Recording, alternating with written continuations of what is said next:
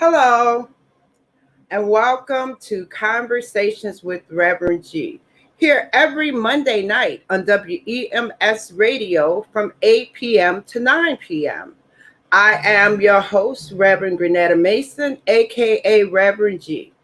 And I'm here each week bringing you spiritual conversations with guests from all walks of life from different perspectives.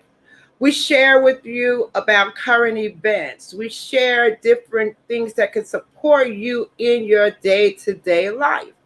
One of the things that's important for me about spirituality is talking about spirituality from a practical point of view. How does it support you in your everyday life? And my guests, we share with you the spiritual practices that we use and how they might support you.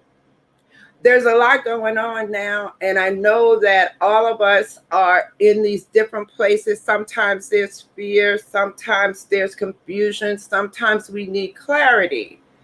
And I hope that using the spiritual practices that we talk about can support you when you find yourself in those different spaces. And I talk about the spiritual toolkit and what's in your own personal spiritual toolkit.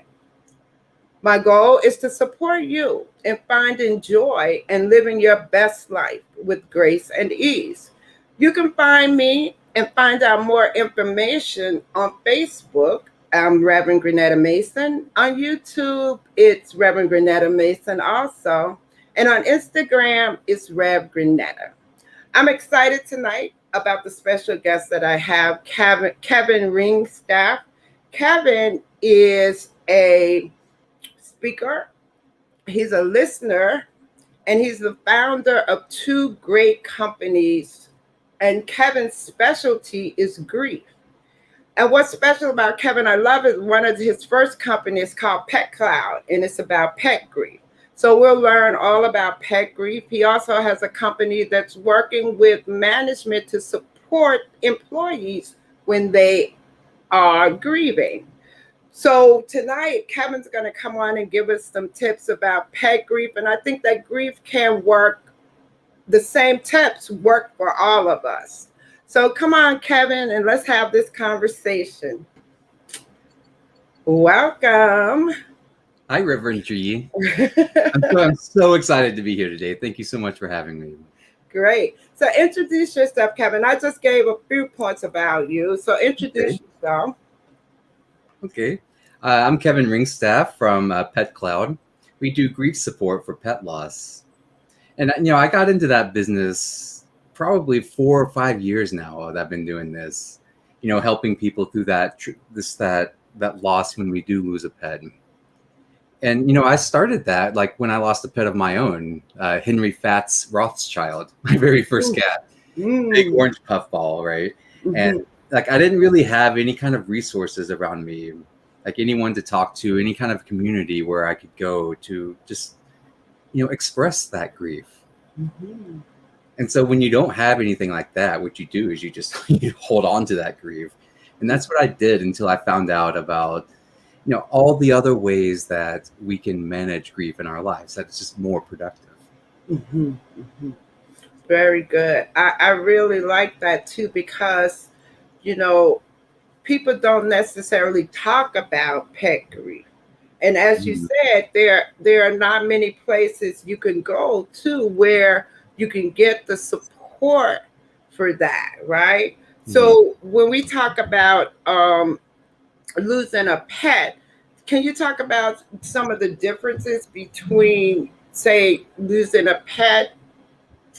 Because that's one of those subjects that we don't talk about so much. Like, should we have grief, right? Are we really grieving, right? That kind of thing around a pet. Yeah. Well, I could start off by saying that grief is grief. Like, it doesn't matter where it comes from. It's all valid. We all grieve at 100%, and that's, unique to us. But what makes pet loss a little bit different is that it's so often dismissed by everybody. Like I have a hotline number that I run, and I have all kinds of people from all over the nation call in, and I hear some truly terrible things that other people say because they, very well-meaning people, right? Right? We don't say these things to hurt someone. We just say them out of ignorance. Mm-hmm. And they say all kinds of things like, why don't you just get another pet? Or it would Mm-hmm. only be a dog. Why are you so sad about that? Mm-hmm. That's just incredibly dismissive to Mm-hmm. because what really makes pet loss different is that we're just so much closer more closely bonded with them, right? Like much Mm-hmm. more intimate with them than we are even with humans. Mm. Like how many humans do you share your bed with? Right, right. How many humans see you naked on a day-to-day basis? And, right? Yeah, But like we do this for decades or more, right? yeah. Every single day we have them in our lives. Mm-hmm. And they're there for our comfort. They're there on our best days. They're there on our worst days. It's this constant presence that's just always there for our comfort. Yeah, it is too. And it's interesting too because even when you talk about the fact that talking about losing a pet, people find it difficult to talk about grieving in any sense, right? And so it's really interesting when we talk about how hard it is for people to even say, "Oh, I'm grieving." Can you talk about some of the experiences you've had around just really getting people to talk about? Mm-hmm. Well, one of the things that I like to do is just provide a space Mm-hmm. and say, "Oh, this, by the way, is Ponce de Leon. He's my cat." Ponce de Yeah. Leon, right? hmm So, like, what I do is I provide a space, Mm-hmm. and it's we do everything virtually. And so we go into like a virtual Zoom room, and there's probably 8 or 9 other people in there who have also lost and who are also going through this too. It's one thing for our friends and family to be there and support us, and that's great, right? That's really good. But it's also good to see and hear other people who are grieving, to be around the people who feel the same way that we do, because it's comforting to know that we're not losing our minds. Mm-hmm. That the grief is intense. It's shocking how bad it can hurt if we're not expecting it. It's true. I often think about too the stages of grief. You know how they always talk about, you read about, oh, there's these Mhm. stages to grief, right? And if you're really not seeking any support, I wonder how we ever get to the point of, really, Mhm. I think, releasing it and not reliving it and just finding a comfort. I think the people we will always remember, but just get into that space where we accepting and we're comfortable with it. Mhm. So what would you say have been some of the common reactions to grief?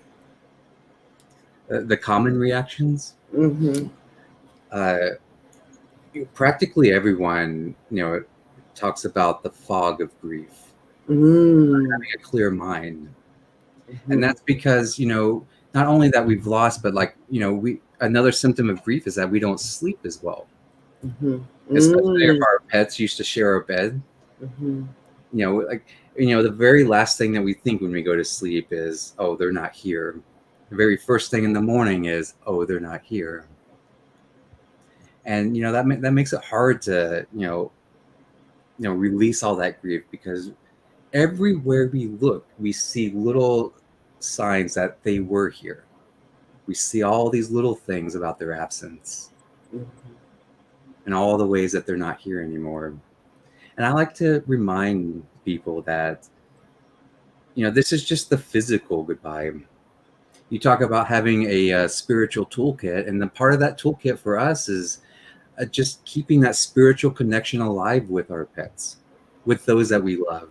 We Mm-hmm. talk about them, we tell stories, we journal about it, we write our grief, because like you talked too about the stages of grief. And well, the stages of grief, everyone knows about the 5 stages of grief from Yeah. Kubler-Ross back in the day. The day being before I was born. Right, right. So, like those stages were never meant to describe all grief. Right. That's just grief from terminal cancer in a hospital. Right? Mm. We don't go through stages of grief. Right? We do them all at once. Mhm. We can do them all Right. before lunch. Be Exactly. happy, sad, and depressed, and morose, and then go to lunch. Exactly. Do it all again. I hear that too because if you start to look at those stages and take it really like, oh, well, where am I? And you probably had all of them already, as you said, right? But then you trying to get stuck in a particular part of these stages of grief, right? But that's interesting that, like you said, we have them all before lunch. We go through all of them, right? Mm-hmm. Maybe 2 or 3 times through all of them. Yeah. Wow. There's no linear timeline to grief. Like there's no timeline at all. There's no magical point where you run over that finish line and suddenly you're not grieving anymore. I like to say that there's always going to be part of us that's going to miss that, something that we've lost, especially if they're like beings, like like people in our life, pets in our life, the things that have like really impacted us. And I forgot where I was going with that. I can where you were going. Yeah, I feel like you were going with, we're gonna always remember the person, Yeah. them as a part of our life. And you were talking about what was interesting earlier when you're talking about, although they are not physically here, right? They're having the spiritual connection or the connection of them, and the idea of being able to still have that presence. Generally when somebody dies or a pet dies, the first thing we want to do is wipe it out, right? We don't want to have the memory. We want to take everything they had and move it out. We want to like wipe them out like quickly, right? Yeah. And I think we think that will support us, in moving past to the next stage, right? Of the person. But like you said, if we could really have them remember them in the spiritual sense or in their non-physical being, that's a good way that could support us through losing them. Yeah. Like we're always gonna miss them. Like there's never gonna be a point in our life where we look back and like, oh, I don't want them here anymore. Right. So like these terms like resolution and closure and moving on, and all those seem so final. Yeah. And I don't, I say like we don't move on from, we move on with. Because like all these memories, like they're still here. Yeah. All this love is still here. I'm fond of saying when we lose someone, we're like only half of that relationship dies. The other half we carry with us and we carry forward with us because it stays with us. I was it's interesting you said that too, because I lost my sister to COVID, right? And one thing just a few days ago that I thought about was the stories we would tell over and over again and laugh about. Oh, you remember when you were 10 and you ran over and did this, and we would just laugh and we would tell stories, that experiences that we had together that will make us laugh. And it dawned on me that, oh, I won't have her to have those talks and to laugh about those experiences again, but I can remember them without that. But it's just as you go through it, the different things, that you'll miss. I didn't think about that. I didn't think about, the stories and the fun we used to have repeating the stories, right? Is one of the things that I just became aware of in the past couple of days. But for me too, I feel like I like what you said, because I don't feel like I do the normal grief process, right? Mhm. than the normal. And I laugh about it because I'm saying, like, yeah, there's just something about the way I look at it that I can get through all the different parts of it, right? All the different stages of it very quickly. And I think, and one thing I think is like, so I grew up with all these spiritual beliefs and practices around death and what it is.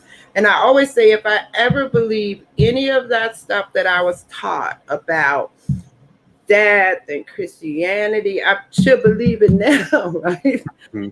Mhm. You know what I'm Yeah. saying? That always comes to me. It's like, oh my God, if you believe any of that stuff, here's the moment to put it in practice and to Mhm. understand, how we say, oh, the person's in a better place and, you know, they're doing and God has them, whatever those beliefs are that we have around Mhm. death, right? How do we support ourselves when it really happens? Mhm. And for me, it was like all around the spiritual practices that I have. It's like, oh, the person's just physically not here, right? But you can have them there. But I don't want to see their people, and I don't want to walking around talking to their people either. Mhm. I'm just saying me personally, right? Uh-huh. So yeah, so for me it's like the communication would be like dreaming and memories, right, of Mhm. them. So it is interesting our different beliefs and perspectives when it comes to death and even grieving. And I say grieving because the whole thing about wanting to see the person again, say, wanting to be with them is a part of your whole grief process, right? Mhm. And I think how can I help myself, right? And if I can then help myself, maybe I can support others, who are going through the process of grieving. And for me, I think I, yeah, joy is where I try to go, right? And um, try to stay because I think that and I say this cautiously because when I say some people need longer time to grieve, you can't tell a person how long they should grieve, right?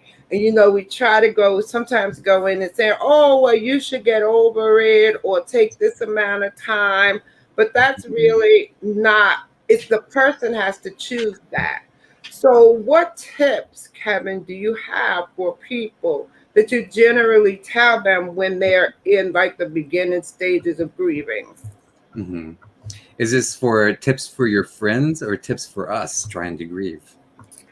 Tips, both. Let's go tips for friends, tips for us trying to Right. grieve, right? But I think that's what I was saying. If we know, then we can share. If I can help Mhm. myself in grief, right, then I can help others. Yeah. Sharing is one of the best things we can do. Just Sharing. talking Mhm. about our grief, being around other Mm. people who are receptive to it. Not Mm. everyone is, right? And I talk about the energy of grief a lot because when we're grieving, we don't have energy. Mm. It takes Mhm. an enormous amount of energy to grieve. We're constantly thinking, and we're constantly feeling, and that just takes a lot of energy. We don't have, the wherewithal to deal with everything that we normally might could, like frustrating people in our lives or people who can't hold that grief. If you know someone isn't mature enough to handle it for whatever reason, it's okay to say no to that Mhm. and say, you know, and just put that relationship on the back burner for a minute, Mhm. because we can take care of ourselves. And you mentioned too, talking about them being in a better place, and and that's all well and good. They're not in pain anymore. That's fine, Mhm. but we are, Right.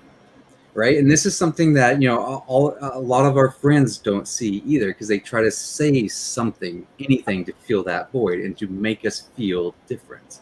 Mm. Can't make us feel different because this is grief. It's here. It's a loss. And making a joke it's going to make someone smile. It's not going to take that grief away. Right. And so the phrases, they're in a better place now. At least they're not in pain anymore. Those don't help out. And what I'd say, if you're a friend trying to support someone, just be present. That's it. Mm-hmm. You don't have to say anything. There's nothing you can say that's going to make this better. Exactly. You just be present. Yeah. Yeah, it's true. Just be present. And I think it's interesting if people find that hard too to be present. They feel like there's something they have to say, they have to talk, they have to say things. And being present really just means letting that person have the space to grieve and being there with them, being present to whatever they're feeling, being present to whatever they are going through in that moment. It comes to mind to me, wow, I wonder if people really do get to grieve, right? Really do get to grieve based on family, friends, and everything telling them not to, right? Isn't the whole idea is please don't grieve, please get over it Yeah. quickly, Like right? we are so uncomfortable as a society with grief, Yes. right? We're so awkward with it. And well, we're awkward with silence to begin with. Right. but to be able to sit there and not say something when everything that you want, like everything that's in your desires, to say something, right? To hold that back is a lot. It's hard. It's not easy.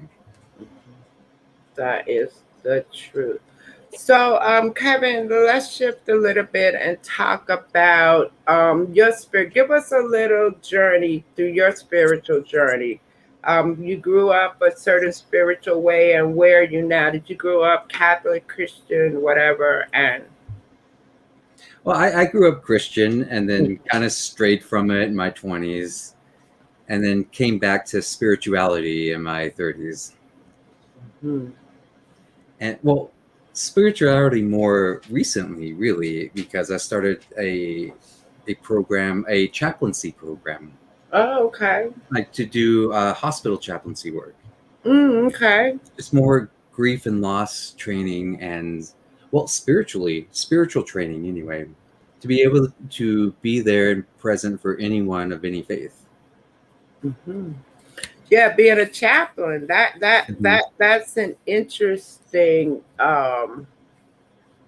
career.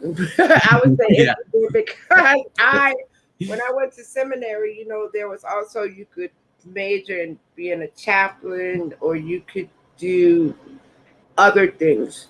And I Mhm. never wanted to go that route, right? So I find Mhm. it interesting for people that do, right? And Mhm. what inspired you to go into a program in hospital chaplaincy? It was just more training in grief, more Mm, spiritual training, because people like are in spiritual crisis when they have a loss. yeah. Why did God let this happen to me? Why does Mm, God allow good things to happen to, or bad things to happen to good people? mm, mm, And those are very real questions, and a lot of people lose their faith during times of crisis too. mm. And it's, I guess it's that desire to be present for that too, and Mm. to know a little bit more of their beliefs, so I can know what they believe and what to say and what not to say. Yeah. That is interesting, right? I think about it with people with so many different spiritual backgrounds and spiritual beliefs, right? Hmm. I like that you said that you were a listener because you would really have to listen in order to understand what the person's beliefs are, and if they're in crisis, as you said, right? Hmm. How do you really support them, right? Just I think that's a challenging position, I would say, because in a hospital, most of the time people are in crisis. And when the chaplain comes in, you're like, oh shit, right? The chaplain. Yeah. So it's like you're at like that mode. So to be able to support people during that time could be very interesting. Mm-hmm. One of the things that, people talk about, or one of the things that I won't say people talk about, one of the things that I think about is as we talk about spirituality, right? Mm-hmm. And how it supports us. And I like to talk if there's religion and there's spirituality, right? And there's this many religions, right? Mm-hmm. And hats off to all of them, right? Because there are many paths. Mm-hmm. At the same time, I always say there's that same one thing we're going for, whether you call it God, nirvana, bliss, whatever you Mm-hmm. call it, there's that connection or the one thing that we're all going for. Mm-hmm. And in terms of when I think about spirituality, also, I think about if we are going to be spiritual beings, how does that support us in our everyday life? We consider ourselves spiritual, we're on the spiritual journey. Just talking about spirituality, it's good, but putting it to use, the practicality of it. How does it work in my everyday life? If I'm stressed out, I can pray. Does prayer work for me? Well, prayer works for me. Also, when I'm stressed out, taking a shower works for me too, right? Water works, right? So Mm-hmm. there are just many different practices. When I talk about it, it being a personal thing, different things work for different people. Mm-hmm. Now, at this time, I know COVID, it's so interesting because you think we were in the midst of COVID. Then we're still, now we're waving back and it's just still all over the place, right? Mm-hmm. Um, so what kind of things are you seeing that are happening in the midst of this whole COVID? And a lot of people died too, so I'm sure a lot of people are Yeah. grieving. And a lot of people got pets too, right? Yep. During this Mm-hmm. whole thing, right? Did I ask you a question? We had talked about. Yeah, like so it's not only death, Okay. right? It's like we were talking about all the losses that we've had during COVID, Right. right? There's what 600,000 Americans who have died. They say for every one person who dies, there are 9 people who grieve them. Mm. So that's what 4.5 million people who are grieving. Mm-hmm. But that's just death. We're not talking about all the normal people who have died from like heart disease and cancer and normal death. Right. All that's happening too, except they're dying alone in a hospital without their family present. Mm-hmm. You can't do a funeral, and that's a grief too for the whole family. Mm-hmm. We don't get that community and support Mm-hmm. around that release. Mm-hmm. I like that. Right. We've lost jobs, Mm-hmm. finances. We've lost trust in our government. We've had riots. Mm-hmm. People have been killed by the police this past year. Yeah. We had an insurrection. Yeah. Right. There's a lot of loss, A lot. and to top it all off, the loss of community, Yeah. sheltering in place for a year, Yeah. and that's detrimental to us. Especially like imagine you're a high school senior, and or these pivotal moments in our life that we're just missing. Mm-hmm. Mm-hmm. Mm-hmm. It comes to my mind. I'm sitting here and my question will be, so well, how do we support? What do we say? What do we do? Right, to think about supporting people through this period, but it's just so much, right? Um, Mm-hmm. and it's always about, for me, is how can I be of service? How can I support? And it still comes to mind for me what you said about being just a space for listening and just holding a space for people. In the beginning, I worked at some point during the COVID, I worked with healing circles, right? And it was really nice where we would come into the space and just whatever was going on with you, you were able to come into a really cool space where people just listened. And I love the way it was set up because you didn't have commentary about what I said, right? Each person got to talk, but you didn't have to have commentary about it, right? You could just say, I hear you, right?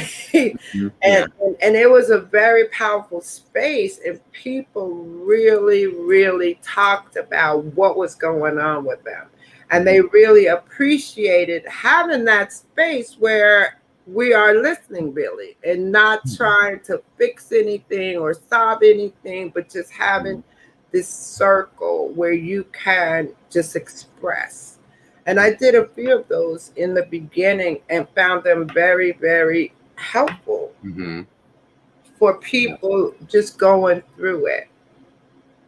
And so I'm sure what overwhelmed me a moment ago is when you talked about all the stuff we're grieving, right? It was like, oh my God, we're just grieving of so many things. We're all grieving something. It's a unique time in history. Like the last time this happened was the last pandemic we had. Where we lost millions of people, and then we went into World War I, right? And we came Right. back, and no one talked about it. No one talked about that. Right. Everyone buried it. And that's one of the things too that's so important about those healing circles, and all the work that we do is that we acknowledge that grief. I see you, you're grieving, I acknowledge it. That's what that presence is. And that's one of my biggest fears about this whole pandemic, because we talked about all this grief that we all have, every last one of us. And it's my fear that we're going to go on as a nation just like we did before and forget it, not Mhm. talk about it, push it under the rug, get back to being happy and just filling our lives with stuff. Hmm. But underneath the stuff, there's really nothing. Right. Mhm. There's a tremendous amount of grief, and it's there, and it's going to go somewhere. It's going to come out somehow if we don't acknowledge it as a society. Yeah. Yeah. And we talk about, I mean, we could talk about mental health, all of that, right? The mental health Mhm. crisis that we're having right now, right? And, Mhm. and you can attribute a lot of that to the grief and the loss, Mhm. right? And then, so what are we going to do? And what are we doing to support so many people in this mental health crisis that we're in at the moment? And what's interesting about this moment also is the children too, right? Mhm. Because they are grieving so many things, right? And I often wonder how much attention we're paying to that. I have educators on the show. I've had a couple of educators in the past month, and we've talked about, the impact on the kids, and what's going on for them, right? Mhm. And what support's available. Mhm. That makes it really huge too, because just you don't think of the loss for kids like that. You just think of them going through, and now this Mhm. huge impact of COVID. Mhm. And think too about how children learn how to grieve. Just think Mm. how we learned how to grieve. We learned by watching our parents grieve. Well, I just okay, And, yeah. and so and so right now, if you're a parent and you're grieving, show it. Show your grief. Show how we manage grief. Show tears. Tears are okay. Mhm, mhm, It's okay to cry. It's okay to grieve. mm. And if right now, like with all the children that are going through stuff, if we just acknowledge that and teach them how to grieve, they'll know that their entire lives, and they'll teach their children that too. So teach. What's the steps? Right. Look at me. I was gonna say, well, teach Well, it's me. just, yeah, acknowledge it, be present, and that's it. Teach me how to grieve. I mean, if we want to teach somebody, right? All of a sudden, I was like, oh, I would like to know that, right? But you know what's really key in what you said is that kids watch us and they do whatever we do. Yep. And so for me, the key thing is here we teach kids how to grieve. Wow. Mhm. Based on them just watching what we do. Yeah. Teach boys how to grieve so that they cry when they're men. We're taught as men when we're children to be strong, to be the man of the house, to suck it up, to get back to it. You know, like more so than women are, and men in particular have hangups on grief. Yeah, because we've been programmed our entire lives by everyone around us to push it down, pretend it's not there, to be strong, to do the things we have to do, and that's it. And that's interesting for me because that probably manifests in so many ways, right? So many dysfunctions, right? In so many ways, thinking about holding all that in and not being able to express the grief that you have, right? It's very interesting. And I like the idea of talking about it, you know? People don't necessarily want to talk about it, right? It's uncomfortable. Right? It's uncomfortable crying in front of people, even people that you love, and that you know that it's safe. It's still, no one likes it, right? We don't grieve because we want to. Yeah, and you know, you're crying, and people are like, "Don't cry, right?" Yeah. Because it's uncomfortable to see people, I guess, in pain and grieving. It is. Yeah. We don't want to see that. We really and don't. so we try to say everything. Oh, don't feel bad. It's go have a cookie. Don't feel bad. Like, let's go out and change your mind and just make you happy. I think, and it's like make you happy. So what comes to mind for me though is, you know, we talk about different people grieve for different amounts of time. How long a person grieves probably varies from person to person, right? So when you say go and have a cookie, how do you talk to people of getting comfortable again with their lives and getting past the grief, or what, how do you handle it? Because we want to move past it to a happy space. We want to get to a place where it's no longer painful or we're no longer sad about it. So what does that look like in your world? And we could talk about it from a pet perspective, right? Or just grief. We can talk about it in general grief. Like we was like, it's so many different things, not just pets, so many things. But how do you advise people or coach them around? Do you ever say move past it or what? You know what I'm saying? No, not like that. No, not like that. I'm just saying, like, I've developed a little bit more tact over the years. So I was like, what are the steps, right? You know, and the reason I say that is like most people are looking for how to process, right? How do I get from A to B? And so that's when I was like, that's why I'm saying, you know, what does that look like? The how to process. And what came to mind, how to get to where, how to get to being comfortable with the loss, how to get to getting back to your life, right? So yeah, what's a process, a how to for that? Well, the process is different for everyone. Right? Everyone grieves different. Every grief is unique to us because that relationship we've lost is unlike any other. Like even two brothers who have a dog, both of them lose the dog. They both grieve differently because they have different relationships. They think different. They have different experiences with that person or pet. Mm-hmm. And the first thing that I do is I normalize it. Mm. Right? This is normal and natural. Grief is a normal and natural reaction to loss. Mm-hmm. A loss of something that we love. That's grief. It's Mm-hmm. normal to feel like this. And if Mm-hmm. it's normal, then the tears are normal, Mm-hmm. even expected. And just saying that makes it okay to be not okay.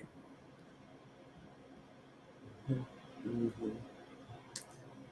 But that's the beginning. Mm-hmm. The whole point of the journey in grief, like from my perspective, I try to keep people from getting stuck. Mm-hmm. When we're constantly like reminiscing over those last memories, the last things that we said, the what ifs. What if I had done this? What if that had happened? Everything would have been different, and we could spend the rest of our lives going down that rabbit hole. Yeah. And we've talked about how grief is not really something you get over. It becomes less painful. Mm-hmm. Very specifically, what I help people with is saying goodbye to all of this pain Mm-hmm. of parting. Because Mm-hmm. these memories that you have, like of your sister, right? You're always gonna have them. Yeah. Barring brain damage, you're always gonna have those memories in your mind. Mm-hmm. She's always gonna be there with you Mm-hmm. in a very real way. Mm-hmm. Mm-hmm. And so we normalize it. We shepherd through the pain because it's a long process sometimes. Mm-hmm. And there's just like work that we do all along the way, like journaling and talking about it and sharing stories and working specifically on our grief knowledge, because I teach people about grief. Okay. The people who go through my programs, like, they're essentially grief experts when they come out of it compared to everyone else, essentially. Right. We know what to say and what not to say. We know how to show up for other people. We know what grief looks like. We know what it looks like to cover up grief with things like anger and alcohol and sex and drugs and shopping and Netflix and all the things that we try to do to keep ourselves out of this present moment with this pain. Mm-hmm. All those things to cover it up. Yeah. Which is very easy to do, right? Like, we don't want to feel that way. And, alcohol makes us feel different. Not better, just different. Different. Mm-hmm. And it's fleeting. Right. It goes away. So the next day, you got to do the same thing again. Or You're feel coming home from work to that empty house and that pain and that grief.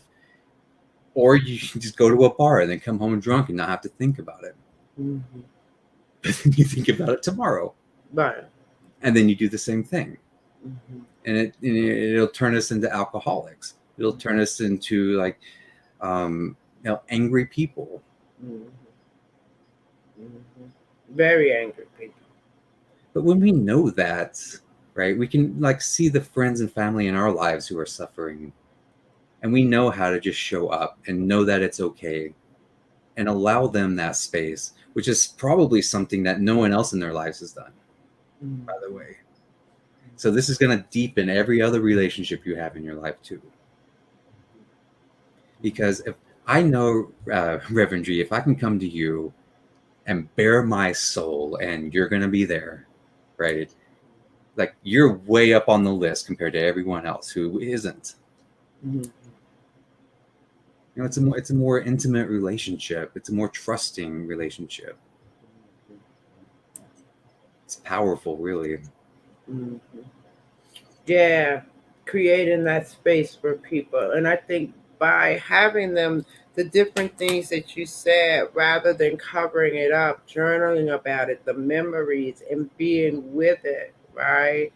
And talk about it. Yeah. So many people don't bring up losses because they don't want to make someone else cry. But we Mm. like hearing the names of our loved ones. Yeah. I Mm. hear all the time that, like for a human loss too, like, I lost my wife and no one ever mentions her name anymore. It's like she's just gone because everyone's Mm. scared to mention it because it's sad.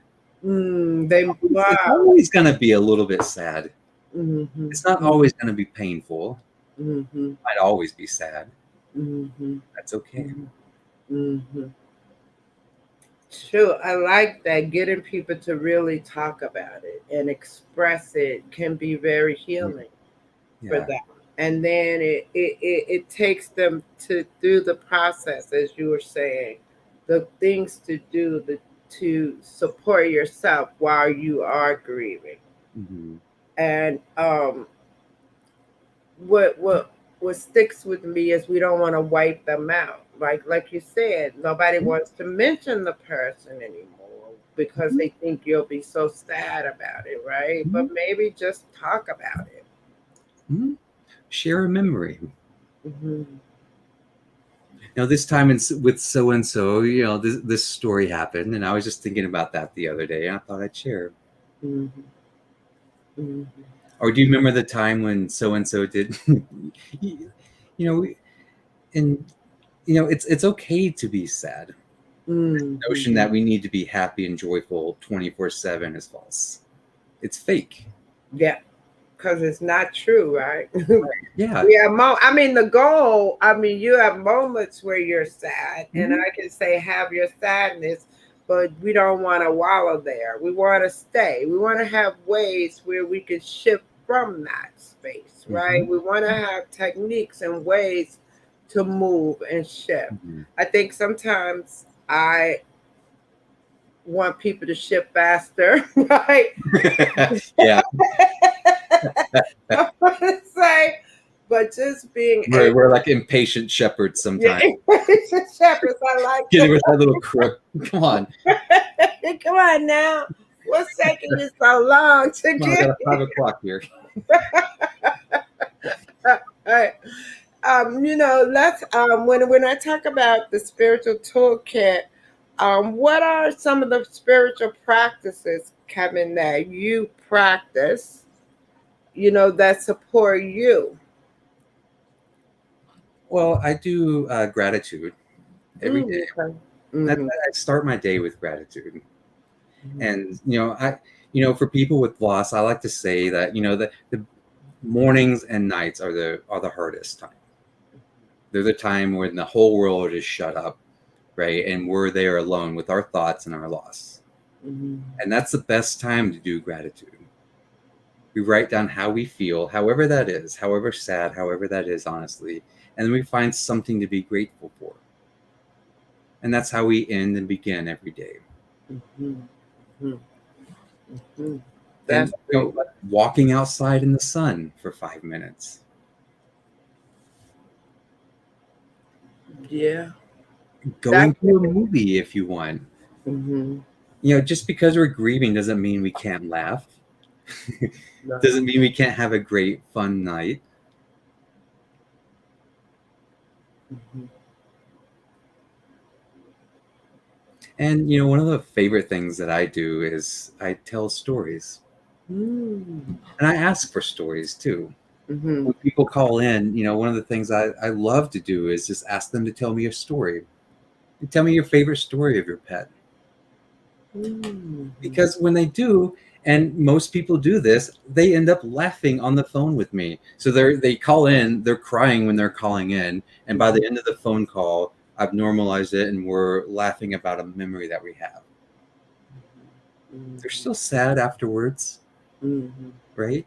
But it feels good. When we think about that, when you think of a great memory with your sister and we share it, right? When we think those thoughts, it produces these emotions. Mm-hmm. And these emotions are good.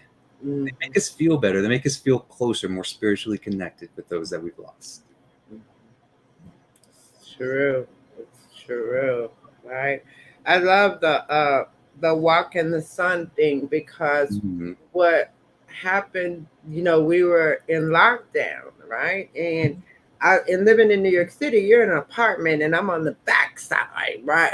So right, the sun comes in at 6 and 7 a.m. and then that's it, right? Mm-hmm. So I think for a whole year I was just like kind of stuck inside, right? But do you remember how cloudy and gloomy it was? So it seemed like there was like a long winter or something, right? Where the sun didn't really shine. Yeah. I think the mood of the people caused to just be a dreary time. But then when the sun came out, it was like walking outside. Like for me, I walk outside, I can't see because the sun is like new, right? It's like, So, the sun, right? yeah. So I decided that I wanted to go outside every day, just no matter what, right? Go out to have some sun. And and it's good. And I went away to Florida for a whole week, and there was sun and light everywhere, right? And then I came back to this apartment. And I was like, oh, I'm going back in the dungeon, right? Mm-hmm. So important, just walking in the sun. I love that. Mm-hmm. Just something so simple can shift everything. Just take a Mm-hmm. walk in the sun, right? And just let And everything be okay. However we feel, let it be okay. yeah, let it be okay. And the storytelling is really powerful too. I'm taking a storytelling class, right? Mm-hmm. And this class is about we're writing stories about COVID, stories about what happened during the time, and you get these prompts, and then you just write, right? And it's really cool to write the story, read the story, and tell the story, right? Mm-hmm. So I like the idea of the stories and the way you use it in the process is like, well, tell me a great story about the person, and it shifts them from their really sad place to just remembering and having a moment, because everything is about moments, right? You can have a very sad moment, then you can have a joyful moment, and then another sad moment. Mm-hmm. But it's like as we live in the present and as we live each of these moments, being able to appreciate the sad moment, knowing that you can find a moment of joy.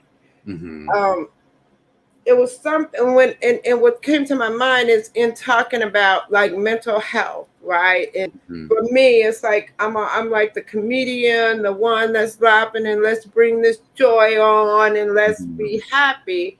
But I have to recognize also that that's not the reality for everybody, right? And I heard something the other day that said when people, and I don't have a mental problem. I've never been depressed. Like I don't have that thing as a part of my life. So to recognize that if a person is depressed, it's not always easy for them to jump to that joy. Like I say, it's not always Yeah. easy for them to come out of that. Mm-hmm. And I think in recognizing that causes more empathy, right? Causes Absolutely. you to be in a space where then you can support people from where they are rather than from where you want them to be. I think that's Mm-hmm. what happened for me, because supporting from where I want them to be is not recognizing, all the time, like, let me have this, let me be in this moment, right? Mm-hmm. To get there. Mm-hmm. So when I realized that, I was like, yeah, I get it. It's not always easy for a person suffering from depression to just It's jump out of it. Yeah, it's like, why don't you just feel better? Yeah, that's what it sounds like, okay, right? all I need to do is flip that switch. Yeah, just Gee, flip where were that you feel 10 years better ago? Like, switch, right? And, and it's interesting that you said, why don't you just feel better? Because for me, a part of me thinks like, so when people are sad, and I was like, well, what thoughts are you keeping? Because the thoughts that you are keeping are creating the emotions that you are having, right? absolutely. What are these thoughts? But if the key is can they shift the thoughts? That's the Yes, thing. exactly. So I stripped the thoughts from like you can think of it, you can think of everything two ways. One is all the ways that they're not here, all the ways that they're absent, all the ways that you're never going to see them again. Right. Or you can think about all the ways that they are still here, Yeah. all the ways that we still have them, all the ways that they still impact us and have changed us and frankly made us who we are. Mm-hmm. So there are Mm-hmm. two ways to think about it. Mm-hmm. Both are valid. Both are true. Mm-hmm. That is so true. It's been wow. I want to give you some minutes to, leave people with the tap. Oh, Kevin has three pets. He has Ponce de Leon, right? Mhm. The Yeah, cat, y'all saw Ponce earlier, my cat. right? And you have a dog, a sheepdog. Sir William Broderick. So William Broderick, right? He's over there, but like here's some of his hair. Uh, It's just all over the and place. so tell us about this Lucy. Tell us about Lucy, the So tarantula. Lucy is my Brazilian rose-haired tarantula, and she's going to be turning 8 years old this year. Wow. She's older than my cat. Wow, that's really cool that you are surrounded by your beautiful pets and being able to support people. And we have time. Talk about that training program you have because I find that really fascinating to go into the Yeah. company and have them support employees who are grieving. Have you done any of those trainings? You've designed it? Yeah, so that's my other company, grievingatwork.com, Mm-hmm. where I train management how to do some of the things that we were talking about today. Like, how do you show up for an employee of yours who's had a traumatic loss? Mm-hmm. Because they come back into work, after 3 days of bereavement leave, and they're not 100%, Right, right. right? And, they might be rocking 60, 70%, productivity. And that costs a lot of money to a business because you're Mm, 60 to 70% for weeks. mm, And how do you manage that as a manager? How do you interact with them? How do you talk to them about grief? Managers aren't supposed to be grief counselors. no, That's not what I train. but But like I train just how to watch for them, how to set small goals, how to lighten the workload if you need, how to protect your star employees. hmm hmm that's great. I think that I love the idea of that, and good luck with all of Yeah, that. yeah, Well, that's an online video course. yeah, nice, Train all your management at once. cool. What would you like to leave people with, Kevin? I really appreciate what you're doing, and I've gotten some really great insights for me from our conversation tonight. Yeah. Well, I'd like to leave people with just saying that grief is normal, it's natural. It's okay not to be okay. And if you're grieving the loss of a pet and you're looking for that companionship and community and just that validation, honestly, I do free support groups that meet every single Sunday. And it's just a place to be around other people who know what that loss is, where you can share how you're feeling in a place that's going to be accepted. Mhm, mhm. Great, and I think that proves to be powerful when people can come into a space where they're accepted and that they can express. Mm-hmm. Thank you Exactly as they so much for joining me tonight, and it's been a pleasure having you. And I have some great insights. Um, I met Kevin at Video Social, right? Mhm. Video Yeah, Social. We do video blogging together, fun done and and fun, done. right? So Yeah. I definitely look. I will see you soon at Video Mhm. Social, Kevin. And Uh-huh. thank you for joining me tonight. And thank you for sharing. It's been my absolute pleasure, Reverend G. Thank you so much for having me on. All right. You have a great evening. You too. Bye. Thank you, everybody, for joining me tonight on Conversations with Reverend G.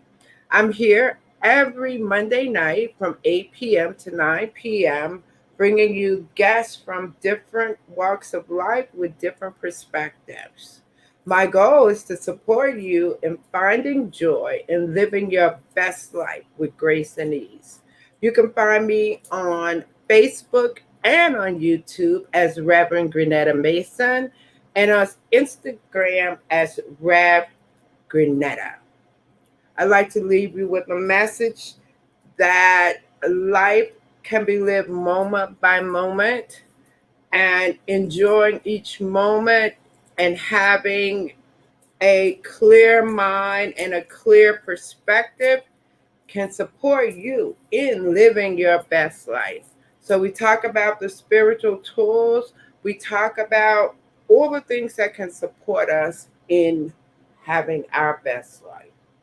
I'm Reverend G, and I will see you next week. Have a great, great week.